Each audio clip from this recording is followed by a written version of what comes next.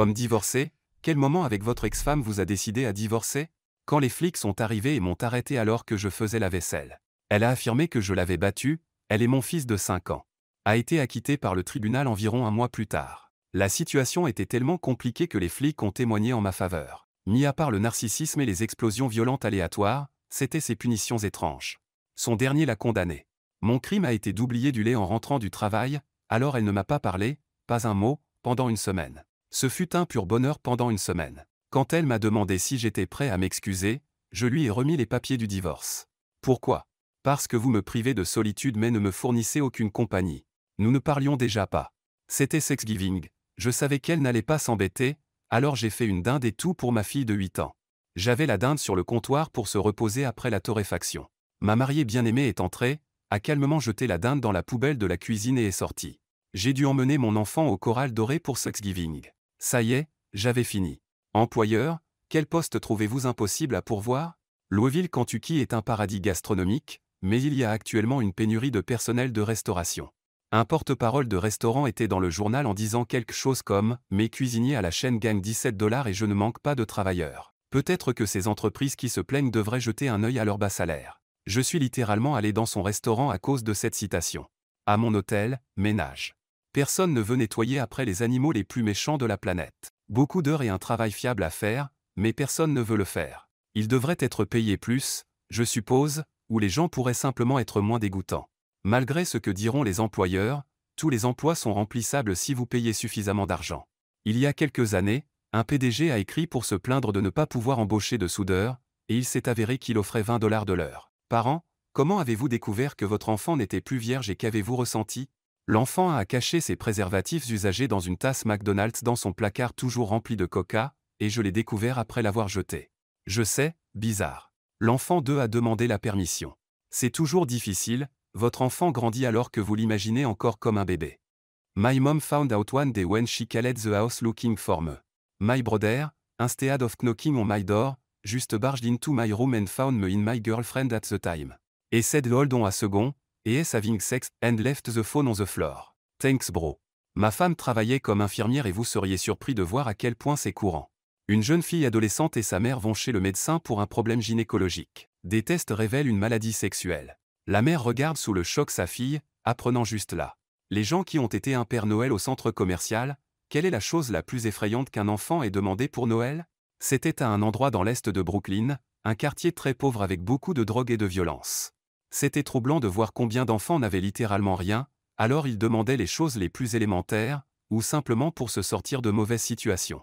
J'aimerais que ma mère arrête de me frapper. J'aimerais que mon frère soit encore en vie, il s'est fait tirer dessus. J'aimerais avoir assez d'argent pour un micro-ondes. J'aimerais que mon père arrête de prendre de l'héroïne. C'est triste. Il y a des années, j'étais en ligne avec mon neveu de 6 ans. Quand le Père Noël lui a demandé ce qu'il voulait pour Noël, il a dit « Pourrais-tu offrir un pyjama à maman et papa ?» Parce qu'il n'en porte pas. Toute la file s'est rompue, y compris le Père Noël. J'étais le Père Noël pour les fêtes d'entreprise une année. Je suis dans la trentaine mais j'ai utilisé un spray pour ma barbe. Il avait l'air super, les enfants l'aimaient, tout comme une dame qui a jeté un enfant de mes genoux, le sien, espérons-le. Elle a chuchoté qu'elle voulait que le Père Noël couche avec elle par derrière tout en lui tirant les cheveux. Elle n'avait même pas l'air d'être ivre et c'était très inconfortable. Qu'est-ce qui est médicalement cool ou unique dans votre corps? J'ai les cheveux perlés. Les cheveux de tout le monde sont recouverts d'une couche de protéines, mais dans mes cheveux, cette protéine est resserrée à certains endroits, ce qui donne l'impression que chaque mèche est recouverte de petites perles. Les coiffeurs le commandent souvent et appellent d'autres coiffeurs pour le regarder car c'est rare. J'avais l'habitude de donner du plasma et on m'a dit que j'avais une sorte de super immunité contre la rougeole. Ils m'ont demandé mon consentement pour en faire un médicament destiné aux personnes dont le système immunitaire est trop affaibli pour un vaccin traditionnel contre la rougeole. J'ai de petites taches calcifiées partout à l'intérieur de mes poumons depuis que j'ai eu la varicelle quand j'étais enfant. Ils sont inoffensifs, mais ils apparaissent sur les radiographies et la plupart des médecins n'ont aucune idée de ce qu'ils sont. Le spécialiste pulmonaire qui les a diagnostiqués a demandé si elle pouvait garder les films radiographiques pour les montrer aux étudiants en médecine parce que c'était si rare. Membre d'équipage, quelle a été l'expérience la plus effrayante que vous ayez eue sur l'océan? J'ai travaillé un peu comme matelot sur des bateaux de pêche à San Diego. Parfois, nous rencontrions de petits bateaux déserts dérivant avec de gros moteurs. À chaque fois le capitaine coupait tout droit bâbord ou tribord pour s'éloigner d'eux le plus rapidement possible. Je savais qu'il s'agissait de bateaux de trafic de drogue qui avaient probablement déposé leur cargaison, mais je les vérifierai avec les jumelles si nous étions proches. L'un avait 2 personnes dessus, les 2 avaient clairement été abattus plusieurs fois, et l'un était en mouvement et assez vivant.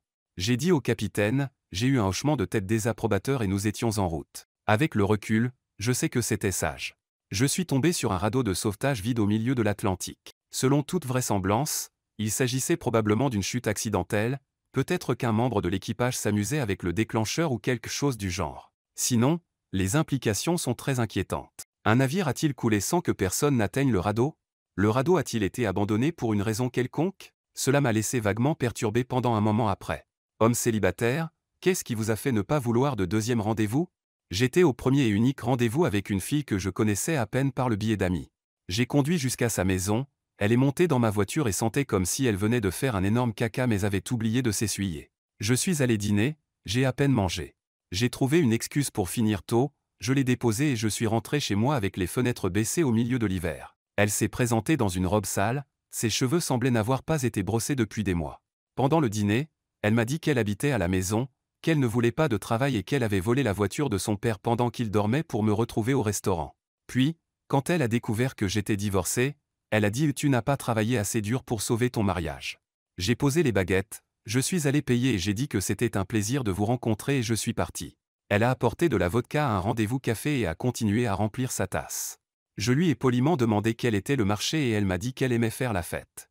Au moment de partir, elle est tombée et a commencé à crier que je devais l'aider à se relever. Je l'ai fait et je suis parti. Quel est le pire exemple de parentalité en hélicoptère que vous ayez jamais vu? Il y a quelques années, j'ai reçu l'email suivant à l'improviste « Bonjour, vos parents m'ont envoyé un colis avec vos informations et photos et une lettre disant qu'ils voulaient nous installer. Aussi flatté que je sois, je suis dans une relation engagée en ce moment.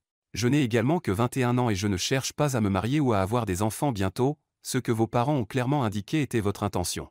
Je suis désolé, mais ce n'est pas quelque chose qui m'intéresse. Je vous souhaite bonne chance dans vos efforts. » Oui, ils étaient sérieux. Les parents passent des entretiens d'embauche avec leur enfant. Cela arrive tout le temps, même avec les entretiens avec les facultés de médecine. J'ai fait venir une fille avec sa mère, aucune ne s'est présentée correctement et la mère ne voulait pas se taire sur la perfection de sa fille. J'ai demandé à mon superviseur de faire l'entretien complet avec la fille pendant que je parlais à la mère. J'ai dit directement à la mère, vous ruinez les chances de vos filles d'être embauchées dans n'importe quel emploi. Elle s'est offensée, alors j'ai clarifié. Si votre fille ne peut pas se présenter au travail sans que ses parents la forcent, cela ne la fait pas passer pour une employée fiable. Elle était toujours offensée et sacrément droite, nous n'avons pas embauché la fille. Étudiant, qu'est-ce que votre professeur a fait qui a mis toute la classe en colère? Nous avons un temps chaud fou dans l'arrière-pays australien, et elle n'allumerait pas la climatisation en classe même si cela fonctionnait. Sa raison était que lorsqu'elle était jeune, elle ne l'avait pas, et elle a survécu. Tous les élèves la détestaient. Elle nous a forcés à faire un don à une association caritative. Quand je n'ai rien apporté, j'ai eu un démérite. J'ai dû affirmer que tout le monde n'a pas la capacité de donner quelque chose. Elle m'a ensuite fait un cours magistral devant la classe. Tout le monde pensait que c'était ridicule. Le directeur de mon lycée a tenté de m'expulser pour avoir fait une crise d'épilepsie devant lui. Il a dit que j'étais un danger et une distraction pour les autres élèves et que je perturbais son école. J'ai été exclu de l'école pendant 2 mois pendant que mes parents se battaient contre moi. Presque tout le reste du personnel enseignant, furieux de cette décision, m'a fourni du travail et même des cours particuliers en cas de besoin. C'était dans une zone rurale où la prochaine école la plus proche était à 40 miles, nous n'avions donc pas d'autre choix d'école. Qu'est-ce que tu fais de mieux? Je te défie de me virer momentanément du travail? Mon père livrait de la restauration dans un bureau et la réceptionniste s'est trompée. Elle lui criait dessus devant ses patrons en disant qu'il était trop tard alors qu'il ne l'était pas et que l'ordre était erroné alors qu'il ne l'était pas. Elle en faisait un si gros problème et a ensuite dit qu'elle allait le dénoncer à son manager et le faire virer. Donc, mon père lui a donné le numéro. Elle a appelé et mon père a décroché parce qu'il est propriétaire de l'entreprise. Tout le monde dans cette pièce se moquait d'elle. Mon chien est tombé malade très soudainement et il a fallu l'abattre. J'étais au travail et j'ai demandé à partir une demi-heure plus tôt pour pouvoir être là pour lui. J'ai demandé à mon manager et elle s'est énervée et a dit qu'il n'y avait aucun moyen et que j'aurais dû lui dire plus tôt. J'ai dit très sarcastiquement, je suis désolé de ne pas avoir réalisé que mon chien allait mourir, puis je suis parti en sachant qu'il me suivrait. Je me suis ensuite tenu à mon bureau et j'ai tapé ma démission devant elle. Elle m'a donné du temps libre. Personne n'allait m'empêcher d'être là.